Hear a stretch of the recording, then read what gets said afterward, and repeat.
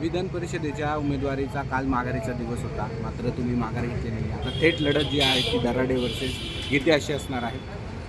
उदय सामंत तुम्हाला आज भेटणार असल्याची शक्यता वर्तवली जाते. त्याबरोबर ते गिरीश महाजन देखील येऊन तुम्हाला भेटणार आहे. तुमची माघारी निश्चित होऊ शकते का? तुम्ही माघारी घ्या. माघारीचा टाइम काल 3 वाजता संपल्यामुळे तो विषय या ठिकाणी माझ्या दृष्टीने संपलेला आहे. आणि जर मला आता आपल्या माध्यमातून कळतं की उदय सावंत साहेब आणि गिरीश भाऊ महाजन दोघे नाशिकमध्ये त्या ठिकाणी आलेले आहे, आणि जर त्यांना कदाचित मला भेटायचं असेल त्यांनी मला कॉल केला तर नक्कीच त्यांच्या भेटीला जाईल. पण निवडणुकीतून माघार आता होऊ शकत नाही. लोकशाहीमध्ये जाहीर पाठिंबा हा विषय येत नाही. जो काही याचा निवडणुकीचा जो काही नियम अटी असतात त्याच्यामध्ये काल 3 वाजेनंतर माघारीचा कुठलाही विषय राहिलेला नाही. काल या सगळ्या नाट्यमय घडामोडींमध्ये तुम्हाला निलेश बोरा यांनी देखील फोन केलेला होता, तुमच्या बंधूंनी फोन केला होता, तुम्ही 5 मिनिटात पोहोचणार होते. नेमकी मध्ये असं काय घडलं की तुम्ही माघारी घेऊ शकता? नाही, काल त्या ठिकाणी मला गिरीश भाऊ माझ्यानंतर सकाळी फोन झालेला, आमची सविस्तर चर्चा पण झाली होती आणि आमची भूमिका गणेश भाऊंची माझी स्पष्ट झाली होती की आपण या निवडणुकीतून माघार द्यायची. पण आमदार पुत्रांनी जो आमच्या बापाचा उद्धार केला त्याच्यामुळे माझा त्या ठिकाणी जो निर्णय होता तो मी बदलवला.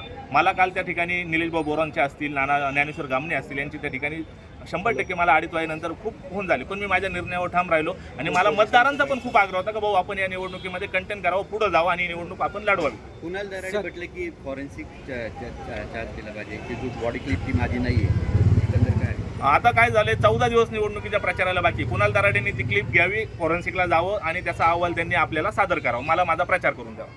त्यांनी असं देखील म्हटलंय की आम्ही नाही तर तुम्ही फॉरेन्सिक तपासणी करावी, हा ऑडिओ जो आहे तो माझा नाही आहे. मी तेच सांगतोय का त्यांनीच ती करावी आणि त्याचा खुलासा त्यांनी त्या फॉरेन्सिक रिपोर्टच्या माध्यमातून आपल्याकडे द्यावा. ते असं पण म्हटलेत की दराडे आणि गीते हे दोघंही बंधू आहेत, घरातले आमचे संबंध आहेत.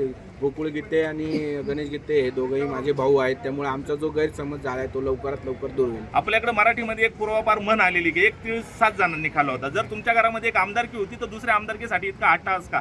74 वर्षाच्या ज्येष्ठ उमेदवारासाठी माझ्यासारख्या 37 वर्षाच्या तरुणाला ते म्हणता का तू म्हातारा झालाय का, तुला परत संधी येणार नाही, की कुठली भाषा? त्यांनी शिवराळ भाषा वापरण्याऐवजी किशोर दराडे जर माझ्यापर्यंत आले असते, मला नम्र विनंती केली असते, तर नक्कीच काहीतरी त्या ठिकाणी माझा निर्णय बदललेला असता. आता याच्यामध्ये असं वाटतं की निवडणुकीमध्ये तुमचा विजय होईल आणि याबद्दल काय तुम्ही कशा पद्धतीने पाहता? निवडणुकीचा जय विजय पराजय हा मतदारांच्या हातात असतो आणि या मतदारांची इच्छा आहे हा निष्क्रिय उमेदवार त्यांच्यावर लादलेला आहे, त्याबद्दल ते पुढे त्या ठिकाणी सक्रिय किंवा पॉझिटिव्ह नाही आणि त्यांचा नक्कीच मला मोठ्या संख्येने पाठिंबा मिळेल. फक्त त्यासाठी मला उमेदवारांपर्यंत पोहोचावं लागणार आहे. आणि जर आपण मला ती संधी आजपासून दिली, काय होतंय, मी कालपासून प्रचारात आहे पण मला वारंवार त्या ठिकाणी आपल्याला भेटावं लागतंय. जर आजपासून मला तुम्ही मोकळीक दिली तर मी नक्कीच त्या 619 मतदारांपर्यंत पोहोचणार आणि 350 पेक्षा जास्त मतदारांना माझ्या बाजूने वळून माझा विजय त्या ठिकाणी मी निश्चित करेल. आपण काल ऑडिओ क्लिपमध्ये असं त्यांना सांगितलंय किशोर दराडेंना का मला असं वाटतंय का यावेळेस आमची उमेदवारी जी आहे ती झालेली आणि आमचा विजय यावेळेस आम्हाला चान्सेस आहेत, का आपल्याला असं? हे बघा, आपण त्या ठिकाणी लोकशाहीचे एक संवाद आणि आपल्याला माहीत आहे का या मतदारसंघामध्ये काय वातावरण आहे. मागच्या 8 वर्षामध्ये मी वारंवार सांगतो की मागच्या 8 वर्षामध्ये जे काही आता 74 वर्षाचे गृहस्थ आहे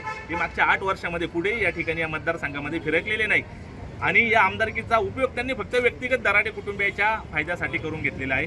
तसं मला या ठिकाणी पुढच्या 6 वर्षात जर या मतदारांनी आमदार म्हणून या मतदारसंघात जर काम करण्याची संधी दिली तर मी 24 तास रिचेबल राहील. मी फक्त काल मी तुमची माफी पण मागितली, फक्त मी काल 6 तास नॉट रिचेबल राहिलो, पण ते पुढील 6 वर्षासाठी रिचेबल राहण्यासाठी राहिलेलो आहे.